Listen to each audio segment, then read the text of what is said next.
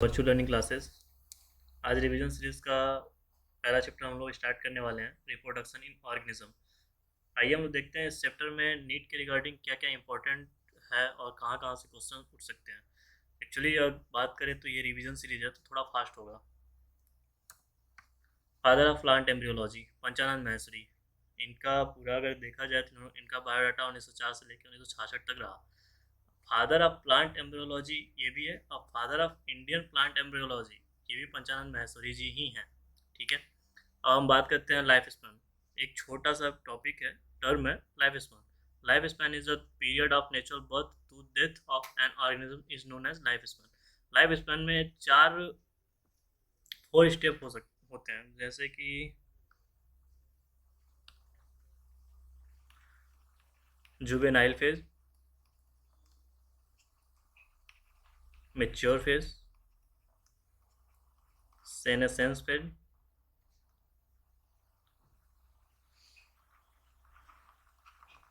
And death.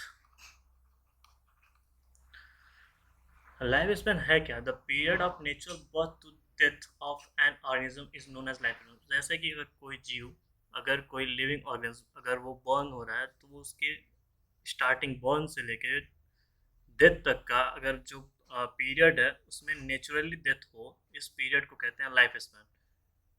हर एक each and every organism can live only for a certain period of a time.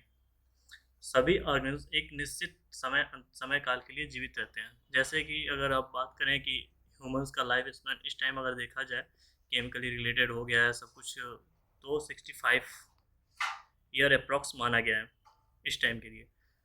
वैसे ही हर एक organism जो भी born हुआ है उसका डेथ होना कंफर्म है, तो उसकी एक समय अंतराल है नेचुरल डेथ। अगर वो नेचुरल डेथ हो रहा है तो उसे हम कहते हैं life span. Second, life span of organism are not necessary correlated with the size. Yes, life span जो है वो साइज से कोरिलेटेड नहीं है।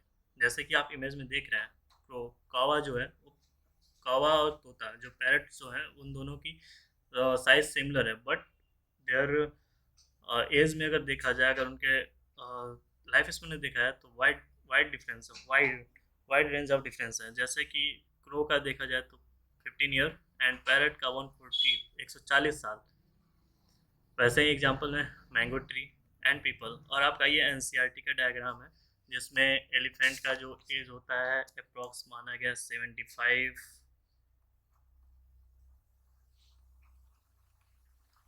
रोज का 5 to 7 ईयर, डॉग का 80 to 20 ईयर्स, बटरफ्लाई का लिखा ही हुआ है 1 to 2 वीक्स, क्रो का 15 ईयर्स, बनाना ट्रीज का 25 ईयर एंड काऊ का 20 to 25 ईयर्स।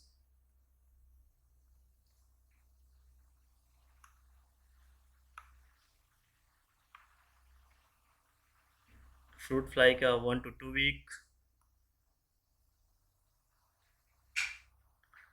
क्रोकोडाइल का 16 ईयर, हॉर्स का 20 to 25 ईयर, फ्रूट फ्लाई का 1 से 2 वीक, बनाना ट्री का, banyan tree, this is the banyan tree का है 300 to 500 ईयर्स एंड टर्टवाइज का जो है 100 to 150 ईयर्स है।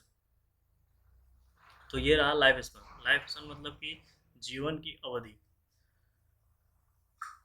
एक अलग पॉइंट है, whatever be the life span. Life span मतलब जीवन की अवधि जो भी हो। Death of every individual organism is certainty, मतलब कि लाइफ जीवन का अवधि जो भी हो, बट जो डेथ है, डेथ ऑफ इंडिविजुअल ऑर्गेनिज्म का, वो सुनिश्चित है। That is no individual is immortal. कोई भी ऐसा ऑर्गेनिज्म नहीं है जो कि इमोर्टल है एक्सेप्ट सिंगल सेल ऑर्गेनिज्म। अब एनसीईआरटी में क्वेश्चन पूछा हुआ है कि एनसीईआरटी में डायरेक्ट क्वेश्चन अराइज है, why do we say there is no immortal death in single cell organism. तो मेरे अकॉर्डिंग तो मैंने ये रखा है कि यूनिसेलुलर ऑर्गेनिज्म में सोमैटिक एंड जर्मिनल सेल्स दोनों अलग अलग नहीं होते, इसलिए यूनिसेलुलर ऑर्गेनिज्म इमोर्टल होता है।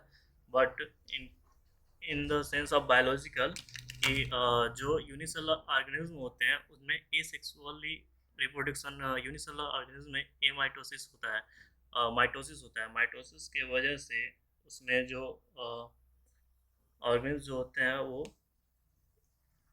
डेथ नहीं करते। ठीक है, माइटोसिस मतलब सिंगल सेल ऑर्गेनिज्म जो है वो माइटोटिकली डिवाइड हो। अगर माइटोसिस उसमें होता है, अगर माइटोटिकली डिवाइड होता है तो वो अपने ही ऑर्गेनिज्म, मतलब कि अगर ये 2n है तो ये 2n ही रह जाता है। फिर अगर ये फर्दर डिवाइड होता है तो 2n ही रह जाता है। तो इनका डेथ कहाँ पॉसिबल है ही नहीं, इनका डेथ हो सिंगल सेल ऑर्गेनिज्म का। ठीक है, नेक्स्ट स्लाइड पे देखते हैं। Reproduction, what is the meaning of reproduction? Reproduction is defined as a biological process in which जिसमें organism produce similar to itself or offspring। जैसे कि आप इमेज देख रहे हैं तो ये सारे चारों पॉइंट्स को एक इमेज कवर करता है। देखिए, organism produce similar to itself offspring। Second point, reproduction enable to the continuity of the generation after generation. जो रिप्रोडक्शन है वो ये निर्धारित करता है कि जनरेशन आफ्टर जनरेशन एक कंटिन्यूटी बना रहे। जैसे कि हम लोग रिप्रोडक्शन के अनुसार हमारी जनरेशन बनी रहे, जैसे मेरे दादा पिताजी हम और हमारे आगे जनरेशन की जनरेशन कंटिन्यूटी बनी रही, ये इनेबल करता है रिप्रोडक्शन। समझे? इन reproduction found a large diversity in biological world. Reproduction की वजह से ही हम आज अपने बायोलॉजिकल वर्ल्ड में डाइवर्सिटी पाते हैं। अदरवाइज हमें डाइवर्सिटी कहाँ दिखती है? अगर सपोज कि कोई ऑर्गेनिज्म, अगर वो ऑर्गेनिज्म बॉर्न हुआ और वो रिप्रोड्यूस नहीं कर पाया तो उसका तो इस बायोलॉजिकल वर्ड या वर्ड्स बायोलॉजिकल वर्ड से एक्सटिंक्शन हो जाना है। तो फिर वो हमें डाइवर्सिटी कहाँ देखने को मिली? रिप्रोडक्शन इनेबल करता है continuity of generation after generation and reproduction found a large diversity in biological word. और ये रिप्रोडक्शन होता है, there is cycle of birth growth and death. Reproduction, there is a cycle, एक साइकिल है, mechanism है जो चलता रहता है। पहले बर्न हुआ, पहले बर्थ हुआ, फिर ग्रोथ हुआ, फिर एक फेज ऐसा आएगा रिप्रोडक्टिव फेज, जिसमें हम अपने ही जैसा एक न्यू इंडिविजुअल या न्यू ऑर्गेनिज्म को रिप्रोड्यूस करेंगे, लाइक दैट, जैसे कि आप इमेज में देख रहे हैं। और फिर वही जो ऑर्गेनिज्म एक इंडिविजुअल का बर्न होता है, ग्रोथ होता है, रिप्रोडक्टिव एज तक आता है, फिर वो ऑर्गेनिज्म डेथ कर जाता है। डेथ करने के बाद एक अपना एक इंडिविजुअल वो ऑर्गेनिज्म को रिप्रोड्यूस करके जाता है, जिससे कि वो उसकी जनरेशन आफ्टर जनरेशन कंटिन्यूटी बरकरार रहती है और वो similar organism produce similar to itself. Okay, reproduction is clear. Next topic बात करते हैं, reproduction depends. Reproduction depends,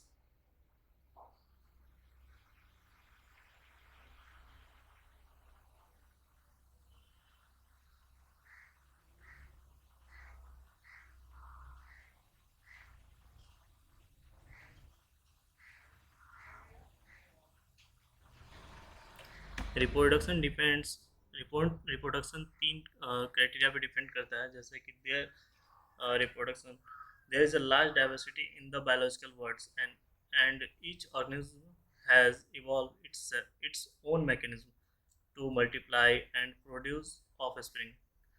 The type of reproduction adopted by organisms depends habitat, host habitat, internal physiology and several other factors.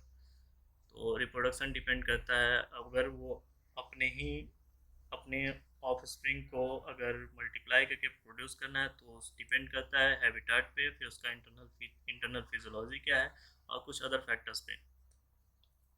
Reproduction is two types. One is asexual and second one is sexual.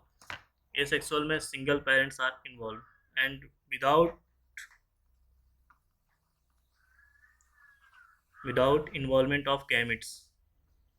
And sexual reproduction, two parents with opposite sex are involved with involvement of involvements of gametes. Exact. देखिए, sexual reproduction में two opposite sex two opposite parents का मिलना जरूरी होता है, जिससे कि दोनों का गैमिट्स मिलते हैं और फ्यूज होते हैं। गैमिट्स के फ्यूज होने से जाइगोट का फॉर्मेशन होता है और जाइगोट के फॉर्मेशन से न्यू इंडिविजुअल या न्यू ऑफस्प्रिंग प्रोड्यूस होता है।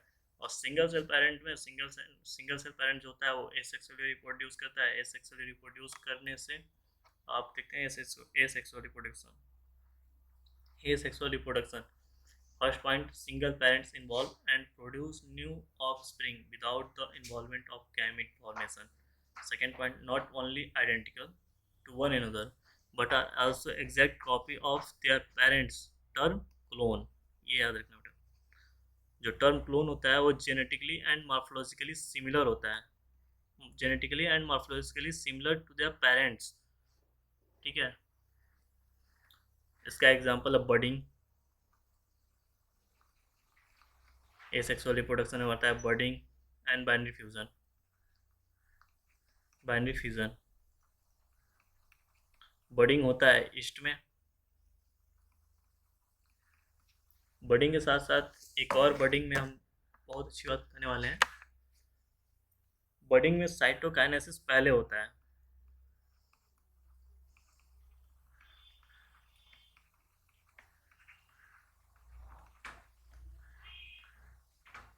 Then karyokinesis. और बाइनरी फ्यूजन में कैरियोकाइनेसिस फर्स्ट होता है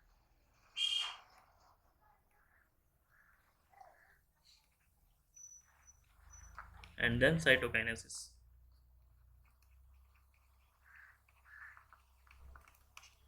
ठीक है, बर्डिंग ये एनसीईआरटी का एग्जांपल है। बर्डिंग जो होता है ईस्ट में होता है और ईस्ट का टर्म क्लोन है जो genetically and morphologically similar their parents. तो ये प्रोड्यूस हुआ और यहाँ पे देखिए अपने पेरेंट्स से सिमिलर है। अब एसेक्सुअल रिप्रोडक्शन में माइटोटिक डिवीजन होता है। Mitotic division is a part of cell cycle in which replicate chromosomes are separate into two nuclei. Cell give rise to genetically identical cells in which the total number of chromosomes is maintained. तो हमने बोला ना asexual reproduction जब होता है तो उसमें जैसे कि 2n है, 2n से 2n ही बनता है थ्रू माइटोसिस। तो इसमें जेनेटिकली एंड इसमें cells give rise to genetically identical cells in which the total number of chromosomes is maintain. ठीक है, माइटोटिक सेल डिवीजन का एक इमेज है, देख लेते हैं। पेरेंट सेल है, पेरेंट सेल डीएनए रेप्लिकेट हुआ, डीएनए रेप्लिकेट करके फर्दर डिवाइड हुआ। लेकिन जब पेरेंट बॉडी से पहले पेरेंटल बॉडी से न्यूक्लियस का डिवीजन होता है, फिर उसका सेल्स का डिवीजन होता है, then offspring are produce. Okay, और कुछ सिंपल बाइनरी फ्यूजन कुछ बाइनरी फ्यूजन के टाइप्स हैं जो हम लोग देख लेते हैं। सिंपल बाइनरी फ्यूजन होता है अमीबा में। अब बात करते हैं longitudinal binary fusion. Longitudinal binary fusion होता है यूग्लिना में। ट्रांसवर्स बाइनरी फ्यूजन जो होता है आपका होता है पैरामीशियम में।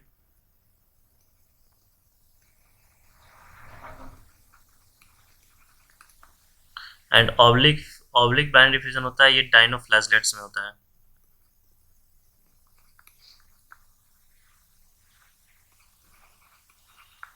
सिनेटियम। ओके, अब एक टर्म आता है एंसिस्टेशन। ये अमीबा में होता है एंसिस्टेशन, और ये 2018 में एडेड पॉइंट था एनसीईआरटी में। ठीक ना, 2018 में एनसीईआरटी फिर मॉडिफाई हुई थी तो उसमें एक ये एडेड पॉइंट था, वो था एंसिस्टेशन। एंसिस्टेशन होता क्या है, जैसे कि हम लोग बात करते हैं एनक्लोज, तो जो अमीबा होता है वो अनफेवरेबल कंडीशन में अपने अराउंड सिस्ट का फॉर्मेशन करता है। सिस्ट मतलब सीडोपोडिया जो होता है अपने अराउंड वो कवरिंग कर लेता है अनफेवरेबल कंडीशन में। और जैसे ही फेवरेबल कंडीशन मिलता है तो अमीबा ऐसा फ्यूजन नहीं करता है, डायरेक्ट मल्टीपल फ्यूजन करता है। मल्टीपल फ्यूजन करके लॉट्स ऑफ स्पोर्स, सीडोपोडियो स्पोर्स, मतलब कि बहुत सारे स्पोर्स जनरेट करता है। ठीक है ना, तो यही जो अपने अराउंड सिस्ट का फॉर्मेशन करता है उसी को हम लोग कहते हैं एंसिस्टेशन। नेक्स्ट स्लाइड में वही रखा गया है।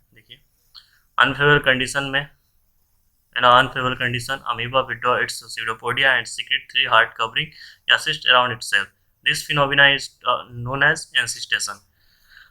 But in favorable condition, जब favorable condition मिलता है तो द एनसिस्टेड अमीबा, जो उसके सिस्ट अमीबा के अराउंड जो ये सिस्ट की कवरिंग हो जाती है, वही एनसिस्टेड अमीबा डिवाइड होता है और वो छोटा मोटा फिजन नहीं करता है बेटा, फिर वो बाइनरी फिजन से काम नहीं चलाता, वो मल्टीपल फिजन लेता है और मल्टीपल फिजन लेके and produce many minute amoeba या स्यूडोपोडियोस्पोर्स। तो यहाँ तक का टर्म ये जो ग्राफ में दिख रहा है ये था अनफेवरेबल कंडीशन में, और जैसे ही फेवरेबल कंडीशन मिला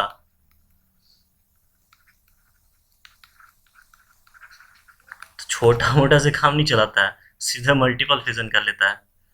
ठीक है, तो अमीबा से कुछ सीखना चाहिए हम लोग को कि लाइफ में जैसे ही अगर फेवरेबल कंडीशन मिले फैल जाओ, अनफेवरेबल कंडीशन हो तो अपने आप को सिंक कर लो। देखो मल्टीपल फिजन में क्या होता है, अमीबा अपना जो यहाँ तक अनफेवरेबल कंडीशन था, अनफेवरेबल कंडीशन मतलब सिस्ट का फॉर्मेशन हुआ, जैसे ही यहाँ पे फेवरेबल कंडीशन मिला, cyst break leading to release of daughter cells, lots of daughter cells and lots of spore are release by the multiple fission, not a binary fission. यहाँ पे बाइनरी फिजन तब नहीं करेगा ये। ठीक है, अब एक टर्म आता है स्पोरुलेशन। स्पोरुलेशन यही टर्म अमीबा के लिए ही कहते हैं। जैसे कि जब सिस्ट वॉल का ब्रस्ट होता है तो spore liberated into surrounding and grow up many amoeba. ऐसे कि जब सिस्ट का जो ये अमीबा में जो सिस्ट उसकी कवरिंग थी, और जैसे ही सिस्ट का ब्लास्ट होता है या ब्रस्ट होता है, फूट जाता है, तो इसमें से बहुत लॉट्स ऑफ स्पोर निकलते हैं अमीबा के। इसी टर्म को बोलते हैं स्पोरुलेशन। बेसिकली इस चैप्टर में ज़्यादा से ज़्यादा सिर्फ टर्म्स हैं, टर्म्स को फोकस करना है, उनको समझना है कि इस टर्म्स का मतलब क्या है, इसको आगे यूज़ करेंगे, इसका आगे यूज़ है, या फिर प्रीवियस जैसे 11th के बुक में या 11th के सिलेबस में बहुत सारे वर्ड्स यूज हो चुके हैं। आप लोग क्या है, आपको बहुत सारी चीज़ें पता होंगी, जैसे ये जूस्पोर जो होता है एसेक्सुअल रिप्रोडक्शन होता है एल्गी एंड फंजाई में। ठीक है, और जो एसेक्सुअल रिप्रोडक्शन पेनिसिलियम होता है कोनिडिया थ्रू होता है। बर्ड्स में हाइड्रा एंड जेम्यूल्स, हाइड्रा और जेम्यूल्स में बर्ड्स के थ्रू ये सेक्सुअल रिप्रोडक्शन होते हैं, नए बर्ड्स बनते हैं, बर्ड्स उस पर ब्रेक होकर टूटते हैं और वो फिर से जनरेट करके न्यू ऑफस्प्रिंग या एडल्ट बॉडी तैयार होती हैं। ठीक है, हम लोग बात करते हैं एसेक्सुअल रिप्रोडक्शन। एसेक्सुअल रिप्रोडक्शन हम लोग एनिमल में सिर्फ और कुछ और ऑर्गेनिज्म है उन पर सिर्फ एसेक्सुअल टर्म का यूज करते हैं, जबकि प्लांट में हम लोग बात करते हैं सिर्फ, और वो एक टर्म है वेजिटेटिव प्रोपोगेशन, ये हम लोग यूज करते हैं प्लांट्स में। प्लांट्स में कुछ जैसे कि example runner, rhizome, sucker, tuber, offset, ball are capable giving rise to new offspring. इन रनर से, राइजोम से, सकर से, ट्यूबर से, ऑफसेट से, बॉल से, ये सब वेजिटेटिव प्रोपोगेशन के टाइप्स हैं और इनसे हमें नए ऑर्गेनिज्म या नए ऑफस्प्रिंग का प्रोडक्शन मिलता है। ठीक है, ये देखिए ट्यूबर का एग्जांपल है आई इन पोटैटो, फिर राइजोम इन जिंजर,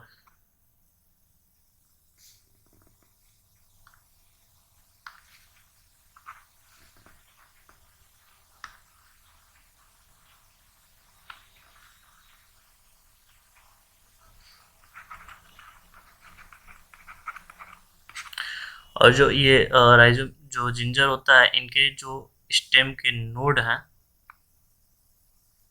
ये यहाँ से रूट एराइज करता है। ठीक है, बल्बिल इन एगेव, ब्रायोफिल्लम एडवेंटिसिस रूट इन होता है ब्रायोफिल्लम लिव बर्ड्स आर ब्रायोफिल्लम, फिर ऑफसेट आइकर्निया इन पेस्टिया।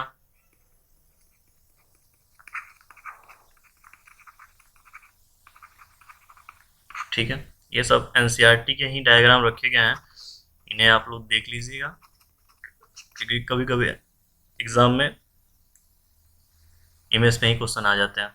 वेजिटेटिव रिप्रोडक्शन या वेजिटेटिव प्रोपोगेशन के कुछ टाइप्स हैं, एक आर्टिफिशियल एंड नेचुरल। आर्टिफिशियल में जहाँ मैन मेड, मतलब हम लोग का कुछ ना कुछ उसमें इन्वॉल्वमेंट होगा, और नेचुरल जो प्लांट्स खुद कर लेंगी। तो आर्टिफिशियल में क्या होता है, cutting, layering, grafting and micro propagation. Micro propagation के बारे में हम लोग डिटेल नॉलेज लेंगे स्टडी एंड फूड एनहांस में, लेकिन थोड़ा सा हम बता दें, माइक्रो प्रोपोगेशन जो होता है ये टिश्यू कल्चर के लेवल पे होता है, और lots of plant, thousand of plants का हम लोग प्लांट्स क्रिएट कर सकते हैं माइक्रो प्रोपोगेशन के द्वारा। और ग्राफ्टिंग जो होता है, नीचे पेरेंटल बॉडी कुछ और है और ये ऐसे काट लेके कटान, और नए प्लांट को हम लोग कोई किसी और प्लांट के स्टेम को लाके चिपका के और यहाँ से कवरिंग करके और फिर बाद में ये जुड़ जाता है और नया डिजायरेबल प्लांट हम लोग इस पर बना लेते हैं। जैसे कि हमें कोई प्लांट लगाया गया है, उसका रूट हम लोग काट लेते हैं, यहाँ से स्टेम को कट करके दूसरा स्टेम को चिपका के हम लोग नए प्लांट को, डिजायरेबल प्लांट को बना लेते हैं। इसे हम लोग ग्राफ्टिंग कहते हैं। और लेयरिंग जो बच्चे हम लोग थे जब अपने समय में, तो कुछ प्लांट्स थे जैस्मीन वगैरह, तो उनको हम लोग ऐसे करके नीचे लगाते थे और थोड़ी सी मिट्टी इस पर जम जाती थी, यहाँ यहीं से ये रूट निकल जाता था और पेड़ निकलता था, तो यहाँ से कट करके ये पेड़ एक हम लोग बना लेते हैं। कटिंग में आप लोग देखे होंगे रोज, सिट्रस एंड शुगर केन का प्लांट, इनमें हम लोग कटिंग करके, जैसे घर में तो बहुत लोग यूज करते हैं, जैसे गुलाब का पेड़ है उसको कट करके उसकी डंडी को, उसके स्टेम को ले आके दूसरी जगह लगाते हैं, लगाने के बाद उसमें से रूट इराइज हो जाता है और ये एक आर्टिफिशियल वेजिटेटिव रिप्रोडक्शन है और ये एसेक्सुअल का ही पार्ट्स है। ठीक है, बताया ना, वेजिटेटिव रिप्रोडक्शन जो होता है प्लांट्स में हम लोग यूज करते हैं टर्म वेजिटेटिव रिप्रोडक्शन, और एनिमल में हम लोग टर्म करते हैं एसेक्सुअल रिप्रोडक्शन। और नेचुरल में है underground stem structure like rhizome, sucker, corms, bulbs, tuber. ठीक है, और ये भी सेकेंड टाइप है नेचुरल में, क्रीपिंग स्टेम लाइक रनर में एग्जांपल आते हैं दुबग्रास, स्टोलेंस में आते हैं एग्जांपल स्ट्रॉबेरी, एंड ऑफसेट में pistia and eichhornia, and bulbils में आते हैं एगेव। तो वो जो एग्जांपल था वो बल्बिस का था एग्जांपल, यहाँ देख लेते हैं, ये बल्बिस का एग्जांपल है एगेव, लिखा भी हुआ है बल्बिस ऑफ एगेव, और ये ब्राफिलम का एग्जांपल है। ठीक है, तो ये सब आर्टिफिशियल एंड नेचुरल हो गया। आर्टिफिशियल का हमने एग्जांपल भी लिख रखा है, कटिंग में sugar cane, rose and citrus, layering में आता है jasmine, grape vines, strawberry, grafting में हम लोग जैसे ये मैंगो का प्लांट जो होता है, ये नीचे का प्लांट रूट वाला जो प्लांट है ये मैंगो का ले लेते हैं, ऊपर जो हम लोग डिजायरेबल प्लांट लगाना होता है लगा सकते हैं या कुछ भी कर सकते हैं, ये ग्राफ्टिंग का। और माइक्रो प्रोपोगेशन इसलिए नहीं लिखा है क्योंकि हमें नेक्स्ट 12th के ही चैप्टर में हमें बात करनी है स्ट्रेटजी इनहेंस में, तो उसमें हम लोग टिश्यू कल्चर का जो पार्ट्स है उस पर बात करेंगे माइक्रो प्रोपोगेशन में। ठीक है, अभी नेचुरल फर्स्ट टाइप का जो था underground stem modification like structure जो था सकर, एग्जांपल है इसका मिंट क्राइसेंथेमम, इसको हम लोग याद किया था सकमतकर, हमने याद किया था। इसका रब्जी, इसका कॉम्स कैमर फिलस एंड कोलोकेसिया याद हो ही जाता है, बीओ टीपी। ठीक है, याद कर लेना, कुछ ट्रिक्स हैं, छोटे छोटे ट्रिक्स हो ही जाते हैं। Fragmentation, what is the fragmentation? Fragmentation is a type of asexual reproduction. इसमें क्या होता है कि जो पेरेंटल बॉडी होती है, parental body breaks into distinct pieces and grow into an adult. ठीक है, जब कोई पेरेंट बॉडी है, इमेज में क्लियरली दिख रहा है कि पेरेंट बॉडी है, ये दो ही पार्ट्स में डिवाइड हुआ है, जबकि कई पार्ट्स में डिवाइड हो सकता है, और डिवाइड होने के बाद मीनिंग जो फ्रेगमेंट है वो ग्रो हो जाता है इन एडल्ट फॉर्म में। इसका एग्जांपल है hydra is known as fragmentation. Fragmentation is a type of asexual reproduction. ठीक है, अब बात करते हैं terror of Bengal. Terror of Bengal ये कुछ नहीं था कि ये एनसीईआरटी की ही लाइन ली गई है, जितनी ये स्लाइड्स हैं सारी एनसीईआरटी की ही लाइन ली गई है, और टेरर ऑफ बंगाल मतलब कुछ नहीं। जो उसका जो मेन कॉज था टेरर ऑफ बंगाल में, जिसके कारण हुआ था, वो था वाटर हाइसिन आइकॉर्निया क्रैसिपस। और ये क्या किया था आइकॉर्निया क्रैसिपस? ये अमेरिकन प्लांट था। बंगाली लोग बहुत ही खूबसूरती को देख के अट्रैक्ट होते हैं और वो खूबसूरत होते भी हैं। तो ये जो प्लांट था, इसका जो फ्लावर था बहुत ही खूबसूरत था, और इसका जो अगर देखा जाए लीफ था, लीफ का शेप जो हम लोग देखते हैं गोल्डन मनी प्लांट का लीफ देखें, उसी के आकार में इसका भी लीफ अट्रैक्टिव था। तो इन्होंने कोई बंगाली अमेरिका में गए होंगे, उन्होंने देखा होगा, उनको बहुत अच्छा लगा, वो बंगाल में लाए और अपने यहाँ लगाया उन्होंने as a type of invasive weed found growing where there standing water. जहाँ वाटर रुका हुआ था वहीं ये होता था, और ये जब एक स्टेम को काट के लाए थे, उन्होंने लगाया और वो बहुत सारा फैल गया, और फैलने के बाद क्या हुआ कि जो वाटर में ऑक्सीजन थे उसको इसने पूरा ड्रेन कर लिया, जिससे कि फिशेस जो उसमें छोटे छोटे एनिमल्स जो थे, फिश थे, और वो सब मर गए।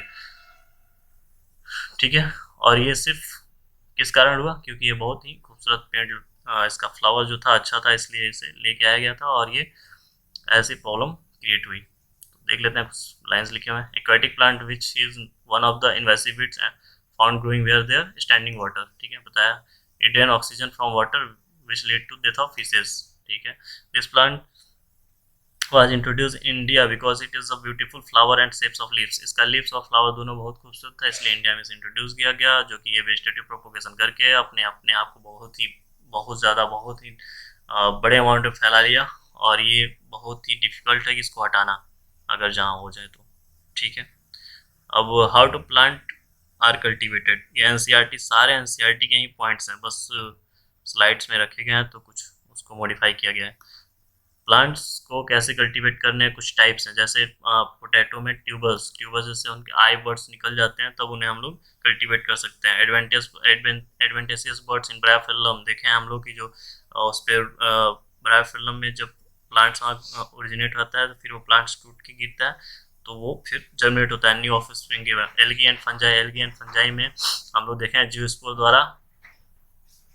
जूस्पोर द्वारा एसेक्सुअल रिप्रोडक्शन होता है, जबकि हायर प्लांट में सेक्सुअल रिप्रोडक्शन ओनली, ठीक है।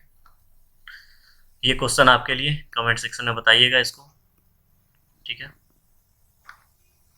सेक्सुअल रिप्रोडक्शन, फाइनली हम लोग सेक्सुअल रिप्रोडक्शन पे आएंगे।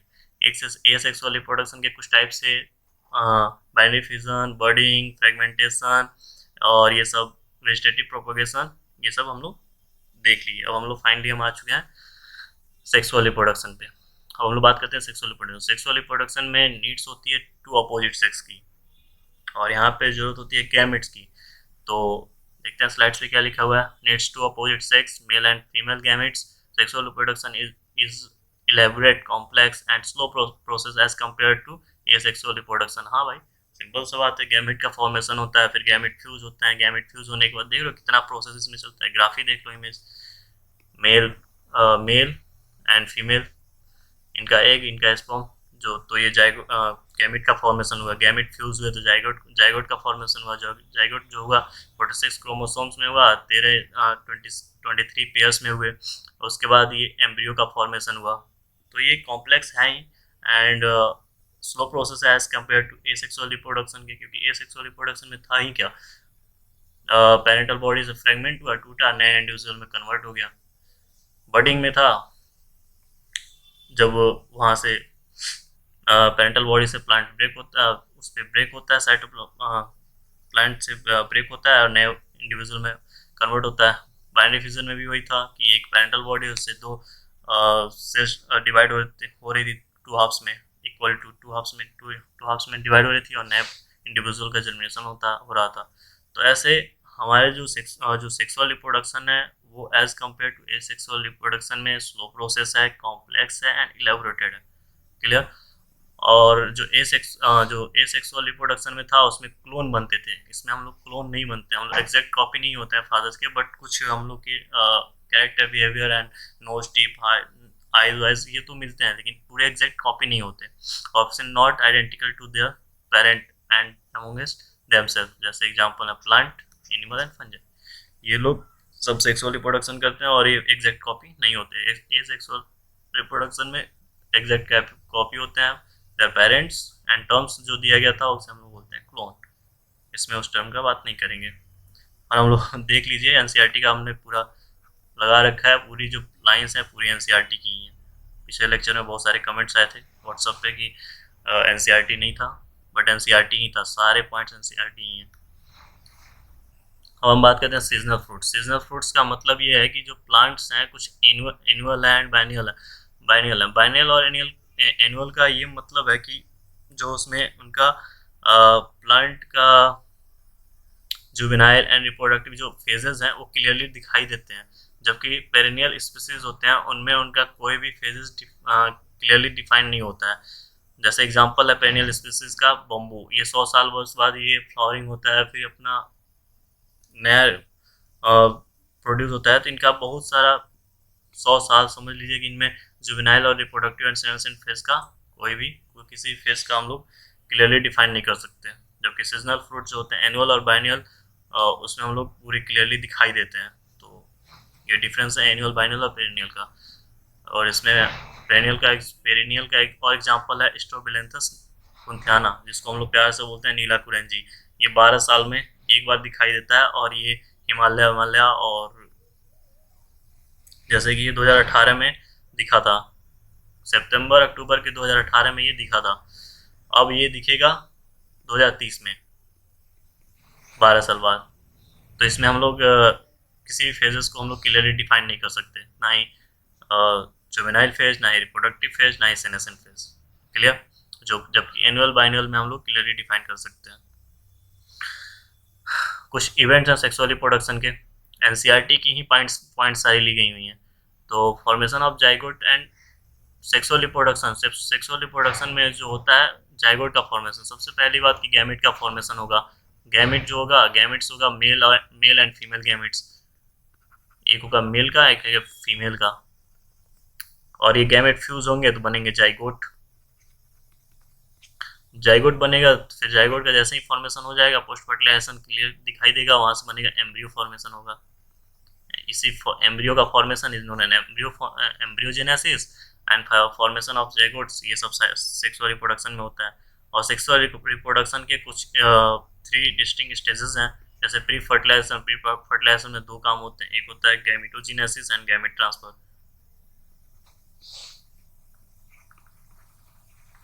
What is the gametogenesis means? Gametogenesis मतलब होता है गैमेट का फॉर्मेशन, और गैमेट ट्रांसफर मतलब कि जब गैमेट बन गए हैं तो उनको ट्रांसफर किया जाएगा, या तो थ्रू इंसेमिनेशन या फिर इंजेक्शन, किसी भी थ्रू हम लोग जब गैमेट को ट्रांसफर करते हैं, और जब गैमेट फ्यूज होते हैं देन ऑफ फर्टिलाइजेशन, तो जाइगोट का फॉर्मेशन होता है। और जाइगोट का जैसे ही फॉर्मेशन होता है, पोस्ट फर्टिलाइजेशन स्टार्ट हो जाता है, और पोस्ट फर्टिलाइजेशन स्टार्ट होते ही एम्ब्रियोजेनेसिस। और इनके अंदर भी इवेंट्स घटते हैं, जैसे प्री फर्टिलाइजेशन में हमने बताया था प्रीवियस लेक्चर में, प्री फर्टिलाइजेशन में होता है गैमेटोजेनेसिस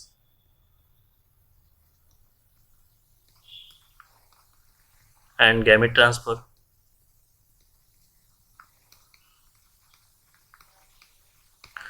भाई सिंपल सी बात है, जो इवेंट्स हैं उनके अंदर फर्टिलाइजेशन में होता है, ये नहीं गैमेट ट्रांसफर जब होते हैं, male male male gametes female पे ट्रांसफर होते हैं, तो वहाँ पे दोनों का फ्यूजन होने पे जाइगोट का फॉर्मेशन होता है। और जाइगोट का जैसे ही फॉर्मेशन होता है, फिर पोस्ट फर्टिलाइजेशन स्टार्ट होता है। पोस्ट फर्टिलाइजेशन जैसे ही कंप्लीट होता है, एम्ब्रियो का फॉर्मेशन हो जाता है। तो इसी का आज हम लोग डीप नॉलेज पूरा लेंगे। तो बढ़ते हैं आगे, खाली स्लाइड।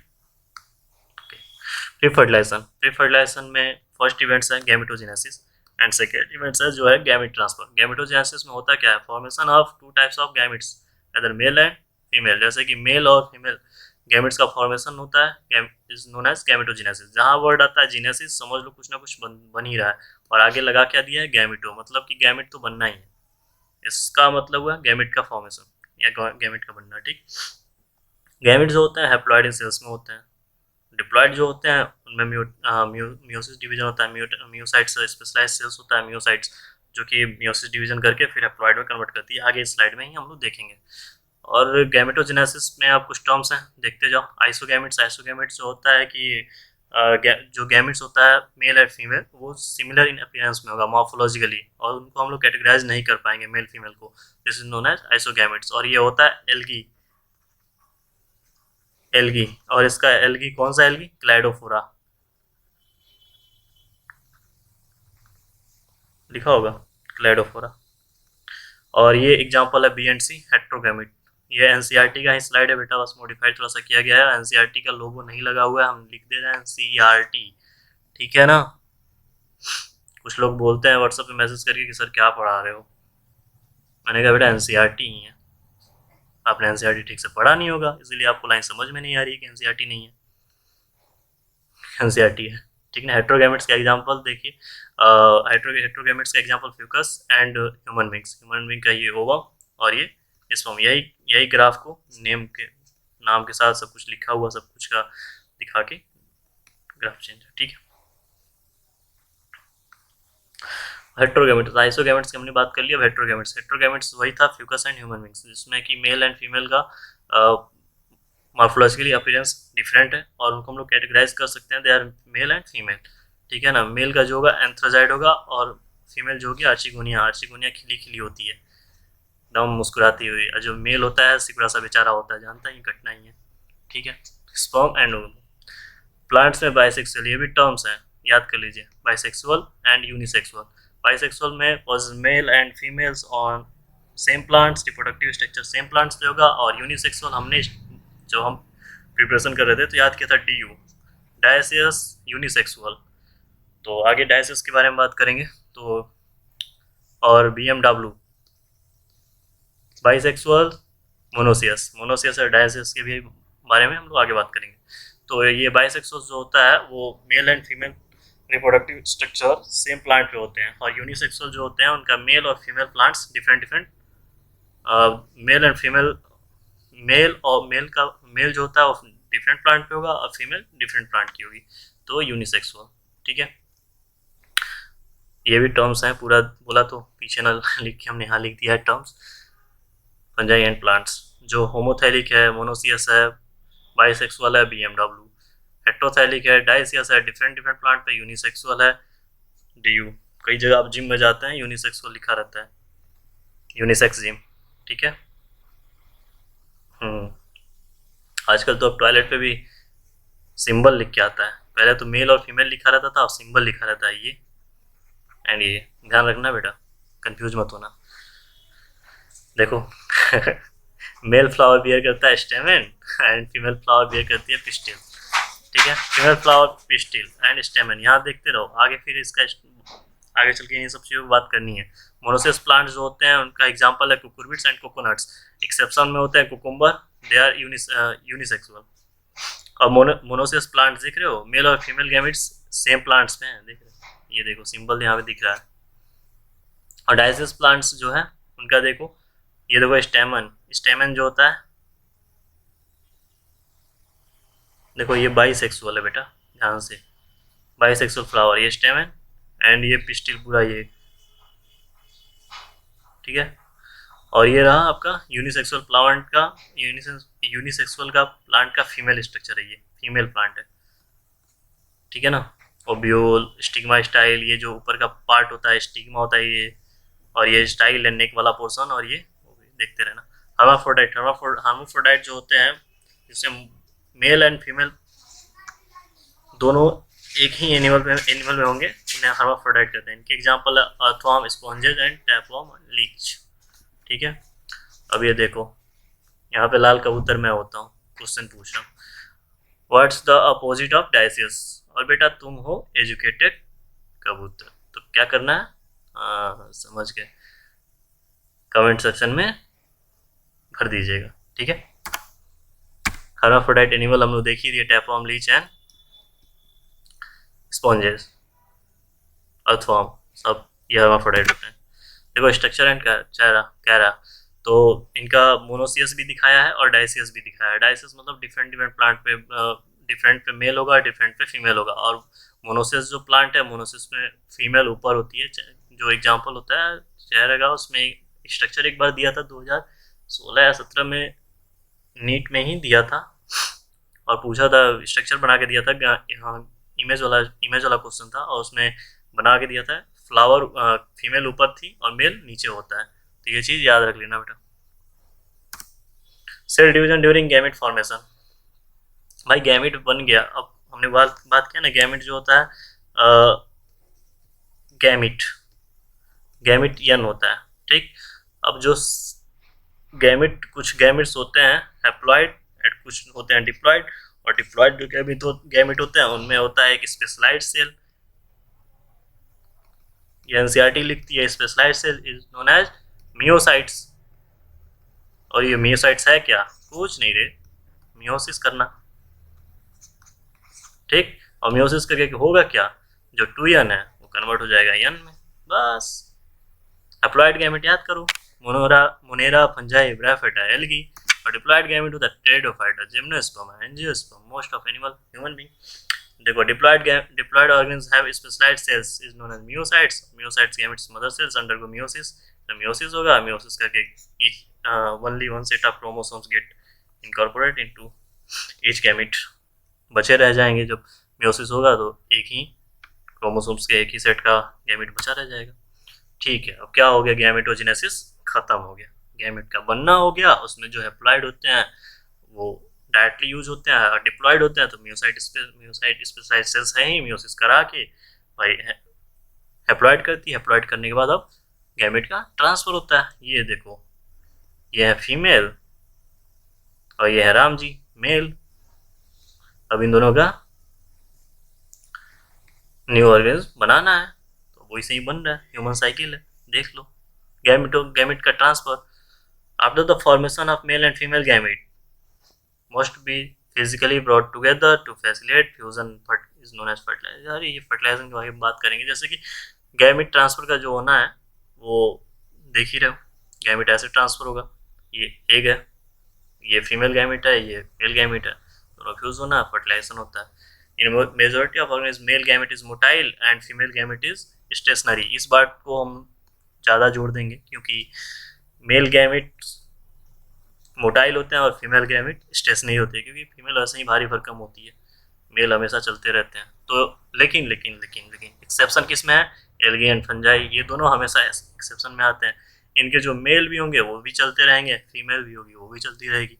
बट अदर ऑर्गेनिज्म की अगर बात करें तो फीमेल हमेशा रुकी रहती है और मेल चलता रहता है। Male gamete is motile and female gamete is stationary. याद कर लेना बेटा, खाली पॉइंट खत्म, बात ये खाली है, हाँ छोड़ो। एक्सेप्शन देखो, algae and fungi in which both type of gamete is motile। अब देखो गैमेट तो बन गया, अब गैमेट को मूव करना है तो हम क्या पढ़ रहे हैं, गैमेट ट्रांसफर। अभी यहाँ पे बात करना है गैमेट, वो तो फालतू फ्यूजन फर्टिलाइजेशन लिख दिया था बेचारा टाइपराइटर ने, चलो कोई बात नहीं। यहाँ पे हम गैमेट्स का क्या कर रहे हैं, गैमेट ट्रांसफर। तो गैमेट ट्रांसफर होने के लिए हमें मीडियम की जरूरत होगी।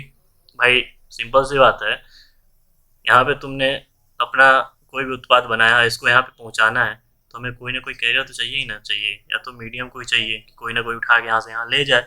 तो भाई यहाँ पे मेल बन गया है तो फीमेल तक ले जाना है, फीमेल जो रुकी हुई है, और मेल को मोटाइल करना है, मेल जब चल के जाएगा। भाई भूखा जो होता है वो कुएं के पास जाता है, तो देखो जा रहा है।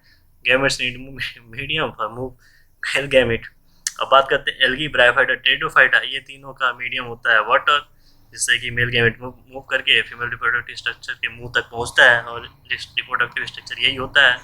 ध्यान से देखना बेटा, ये होता है स्टिग्मा, ये होता है स्टाइल, ये होता है ओवरी। हाँ सही फरमाए, लड़कियां स्टाइल मारती हैं, कोई बात नहीं, सही पकड़ रहे हो। चलो, in seed plant pollen grain is a carrier of male gametes. जो पोलन ग्रेन होता है वो कैरियर होता है मेल गैमेट्स का, और पोलन ग्रेन में ही उनका जो पोलन ग्रेन प्रोड्यूस कहाँ से होता है, एंथर से। ये रहा पोर्शन, स्टेमेन, ये फिलामेंट और ये एंथर, यहीं से प्रोड्यूस होता है। देख रहे हो, पोलन ग्रेन प्रोड्यूस हुआ, और ये उसका जो पीछे का पार्ट हुआ ये हुआ पोलन ट्यूब। ये पोलन ग्रेन के ही अंदर होता है पोलन। तो ये पॉलिनेशन हम लोग देख रहे हैं, अभी देखे नहीं है, अभी उसी में भर दिए।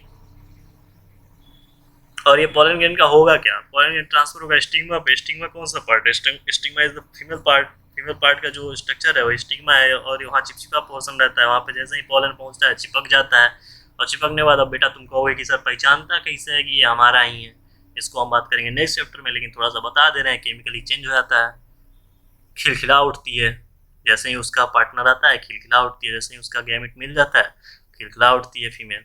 अब हम बात करते हैं पॉलिनेशन में गैमेट ट्रांसफर का, क्लियर। और हम लोग बात करते हैं पॉलिनेशन। अब यहाँ पे हम लोग ये जो देख रहे हैं डिफरेंट, ये हो गया फीमेल का पार्ट, फीमेल फ्लावर का पार्ट है, और ये मेल फ्लावर का पार्ट है। तो ये दोनों अलग अलग है, तो इन्हें हम अलग से हेडिंग बना के रख दिए, यूनिसेक्सुअल प्लांट की बात कर रहे हैं हम। ठीक है बेटा, ठीक है, क्लियर। देख रहे हो ये स्टेमन है, और यहाँ से एंथर से पोलन ग्रेन जो कि जिसमें पोलन होगा वो रिलीज हो रहा है, और रिलीज हो रहा है तो वाया द मीडियम यहाँ तक फीमेल रिप्रोडक्टिव स्ट्रक्चर या फीमेल स्टिग्मा तक, वाया द मीडियम कोई ना कोई वहाँ पे मीडियम होगा, या एयर हो या वाटर हो या फिर कोई भी इंसेक्ट हो, मौत हो, कुछ भी किसी के मीडियम से ही हो जाएगा, वहाँ पे जाके चिपक जाएगा। चिपकने के बाद पोलन ट्यूब अंदर होगा, अगर वो उसका पार्ट है, उसी का पोलन ग्रेन है, जिस ब्रीड का ये फीमेल है, उसी ब्रीड का अगर मेल है, उसी का पोलन है, तो फिर अंदर जाने देगा, नहीं तो फिर जाने नहीं देगा, यहीं से ख़त्म कर देता है ऊपर से ही। ठीक है, और पॉलिनेशन को अच्छे से देखते हैं। यहाँ पे पॉलिनेशन क्या, मीडियम चाहिए भाई, तो वही मीडियम का होता है पॉलिनेशन। ठीक, पोलन ट्यूब जो होता है कैरी करता है मेल गैमेट को, और transfer of male gametes and discharge near the egg. जो ये पोलन ट्यूब होता है, ये रहा पोलन ट्यूब, ये कैरी करेगा मेल गैमेट को। मेल गैमेट क्या है, पोलन, पोलन ग्रेन के अंदर पोलन, वही जाके डिस्चार्ज हो जाएगा नियर द एग। यही होता है पॉलिनेशन। ठीक, नोट पॉइंट कुछ रखे हुए हैं, चर्चा देख लेते हैं। Successfully transfer of coming together of gametes is essential for the most critical events in sexual reproduction is fertilisation. यहाँ से स्टार्ट होता है फर्टिलाइजेशन। जैसे ही मेल गैमेट फीमेल के पास पहुंच गया और जैसे ही दोनों फ्यूज हुए, देन स्टार्ट हुआ दूसरा इवेंट, फर्टिलाइजेशन। अब हम लोग बात करेंगे फर्टिलाइजेशन पे। अरे अभी तो पॉलिनेशन पर लटके हुए हैं, चलो देख लो। Most plant transfer male gametes as pollen can be carried by, देखो बता रहे थे ना, विंड या अदर ऑर्गेनिज्म क्या हो सकता है, हनी भी हो सकता है, कोई भी इंसेक्ट हो सकता है। सारे इंसेक्ट मतलब सारे जितने भी इंसेक्ट हैं सब आ गए इसी में। ठीक है, ठीक है। Male gametes of pollination is carried in a pollen grain. बोले ना, मेल गैमेट्स क्या है, पोलन, और किसमें कैरिड है, किसके थ्रू, पोलन ग्रेन के। और जो नीचे जो ट्यूब जो आगे अंदर घुसता है, पोलन ट्यूब। सबका अलग अलग नाम है, देख लेना बेटा। पॉलिनेशन होता क्या है, transfer of pollen grain to the female flower is known as female ovule is known as pollination. यही जो प्रक्रिया होती है ना, यही पॉलिनेशन कहलाती है। ट्रांसफर, पहले तो गैमेट का ट्रांसफर हुआ, गैमेट ट्रांसफर किसके थ्रू कैसे हुआ, फीमेल ओव्यूल के तक, ये होता है एक हेडिंग में रहता है पॉलिनेशन। अब ये क्रॉस पॉलिनेशन, ये सब बात की बातें हम बताएंगे जो इस चैप्टर में, उसको पहले जान लेते हैं। अब जो इवेंट हुआ, जैसे ही वहाँ पे पॉलिनेशन मतलब कि कंप्लीट हुआ, मेल गैमेट्स फीमेल गैमेट्स के पास पहुंचा और फ्यूजन हुआ, देन बन गया फटाक से फर्टिलाइजेशन। हम लोग बात करेंगे फर्टिलाइजेशन पे। What is the fertilisation, the most vital events of sexual reproduction in fusion of gametes. देख रहे हो, ये हुआ मेल गैमेट्स और ये फीमेल गैमेट्स तक फ्यूजन, नोन एज फर्टिलाइजेशन। और ये देख रहे हो, ये ह्यूमन का, अभी हम प्लांट से ऊपर बात करके आए, अभी ह्यूमन में घुसा दिए फर्टिलाइजेशन। कोई बात नहीं, आगे ये पूरा यूनिट ही है। फीमेल फ्लावरिंग, फीमेल रिप्रोडक्शन, और अरे यार फ्लावरिंग का रिप्रोडक्शन, फिर उसके बाद मेल मतलब कि ह्यूमन रिप्रोडक्शन के बारे में बात करेंगे, फिर रिप्रोडक्टिव हेल्थ के बारे में बात करेंगे। ये पूरा यूनिट है, और यूनिट को पूरा कंप्लीट यूनिट को यहाँ पे सब कुछ का थोड़ा थोड़ा नॉलेज ले लेते हैं। अब देख रहे हो स्पर्म में भी कंपटीशन चल रहा है। ये घुस गया, बाकी जैसे ये घुसने के बाद ये फ्यूज हो जाता है, फ्यूज होने के बाद ये सब लोग बाहर ही रह जाते हैं। मिलन of sperm are release and कोई एक स्पर्म फ्यूज करता है, बाकी सब बाहर रह जाते हैं। तो दुनिया में भाई कंपटीशन है, तो तेज तर्रार बनना ही पड़ेगा। जो एक ये स्पर्म घुस रहा है वो बहुत तेज तर्रार है। ठीक है ना। Fusion of gametes called syngamy, और सिनगैमी जो होता है इंटरचेंजेबल वर्ड है फर्टिलाइजेशन का। ठीक है, ठीक है। एग हुआ, स्पर्म, ये फर्टिलाइज हुआ, जाइगोट का फॉर्मेशन हुआ। क्लियर। पार्थिनोजेनेसिस। अब पार्थिनोजेनेसिस होता क्या है, पार्थिनोजेनेसिस एक टर्म है, अच्छा समझ लेना, कि female gametes undergo development to form new organism without fertilisation. कोई भी मेल गैमेट का जरूरत नहीं होगा, केवल फीमेल गैमेट ही अपने ही गैमेट को डेवलप कर देगी, और उसी डेवलपमेंट से न्यू इंडिविजुअल का उत्पादन is known as parthenogenesis. New organism जैसे ही बनेगा, फॉर्मेशन होगा via the female gametes, only on the female gametes, not include उसमें मेल गैमेट का हम लोग बात कर ही नहीं रहे हैं। केवल female gametes undergo development to form new organism without fertilisation, कोई फर्टिलाइजेशन नहीं हुआ, इज नोन एज पार्थिनोजेनेसिस। और एग्जांपल क्या है, rotifers, honey bee and lizard. याद रखना बेटा एग्जांपल, किसमें पार्थिनोजेनेसिस होता है, rotifers, honey bee and lizard.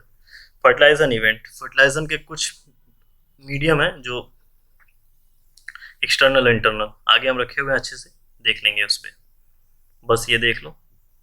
ठीक है।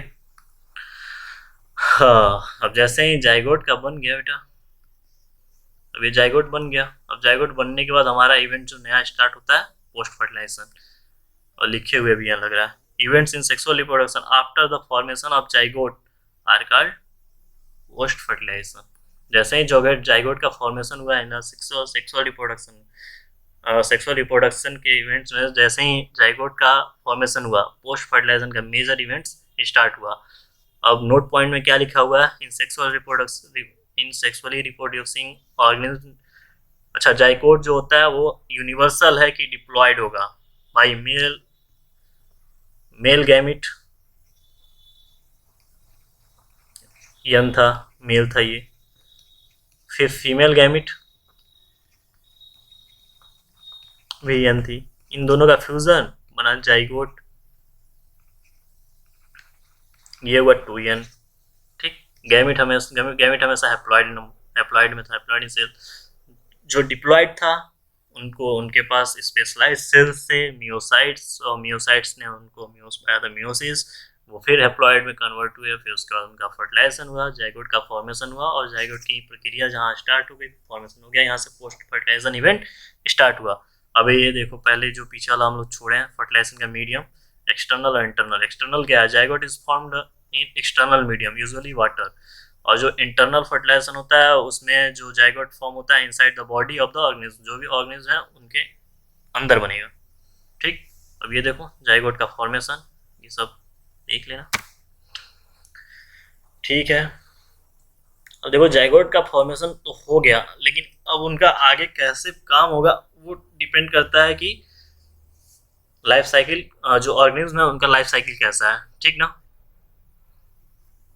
तो एल्गी और फंजाई का हैप्लॉन्टिक लाइफ साइकिल होता है। Zygote develop a thick wall जो कि रेजिस्टेंस होता है और डेसिकेशन और डैमेज से बचाता है। ठीक है, ये जर्मिनेट से पहले रेस्ट पीरियड में रहता है, लाइफ साइकिल इसकी हैप्लॉन्टिक होती है। ठीक है, ये सब हम लोग पढ़ लेंगे प्लांट किंगडम में, कोई बात नहीं। Zygote divide by meiosis to form. अच्छा, जाइगोट जो होता है वो अगर हैप्लॉन्टिक लाइफ साइकिल है तो फर्दर वो मियोसिस होके हैप्लॉइड स्पोर बनाएगा, और वो फिर हैप्लॉइड इंडिविजुअल को ही फॉर्म करेगा। ठीक है, चलो देख लिया इसको भी। अब देखो, जाइगोट जो होता है वाइटल लिंक है, वो इंश्योर कर देगा कि सामने, मतलब कि आगे आने वाली जनरेशन बनेगी ही बनेगी।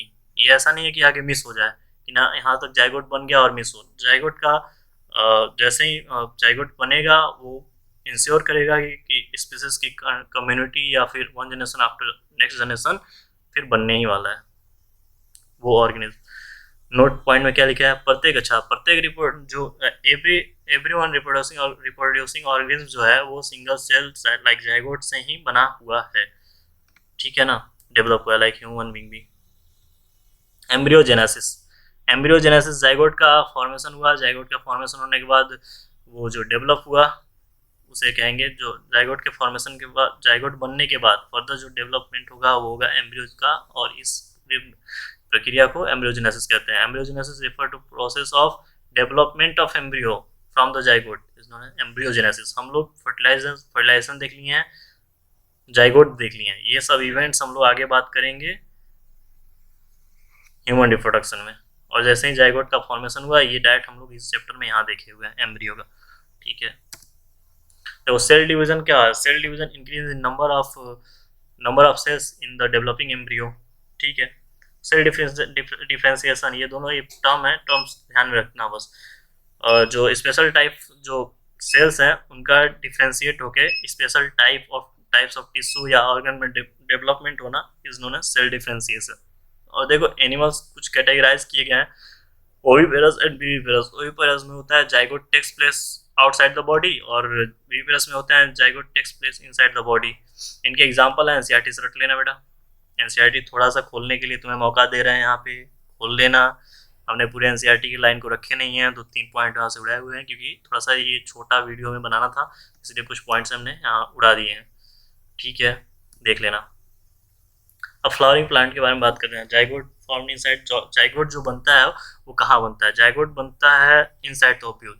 अब ये सब प्रक्रिया जो हुआ, पोस्ट फर्टिलाइजेशन सारे इवेंट्स घटे, उसके बाद क्या उनका जाइगोट्स का होना क्या है, जाइगोट जो फॉर्म्ड होगा इनसाइड द ओव्यूल, ओव्यूल के अंदर बनेगा इन प्लांट्स में। लेकिन फर्टिलाइजेशन के बाद जो बाहरी स्ट्रक्चर है, सेपल, पेटल और स्टेम है, ये सब गिर जाते हैं। ठीक ना, और सिर्फ अटैच क्या रह जाता है, पिस्टिल। ठीक, और वो जायगोट डेवलप क्या करता है, जायगोट डेवलप करता है एम्ब्रियो, और जो बचा हुआ ओव्यूल है, ओव्यूल कन्वर्ट होता है सीड में, फिर जो बाहरी लेयर जो ओवरी होती है वो कन्वर्ट होती है फ्रूट में। ठीक है, सब इवेंट्स हम लोग देख ही लिए। फर्टिलाइजेशन देख रहे हो बेटा, ये फ्लावर ऐसा था, फिर फर्टिलाइजेशन हुआ, फर्टिलाइजेशन के बाद पोस्ट फर्टिलाइजेशन जो हुआ सीड एंड फ्रूट, और फिर एम्ब्रियो, एम्ब्रियो बना, एम्ब्रियो, एम्ब्रियो से बन गया जाइगोट से बन गया एम्ब्रियो, एम्ब्रियो ओव्यूल से बन गया सीड, और ओवरी से बना फ्रूट। वाओ, कंप्लीट हो गया लेक्चर। थैंक यू एल्सियन, इतना झेलने के लिए, इतना सब्र करने के लिए, lots of thank you. Thank you.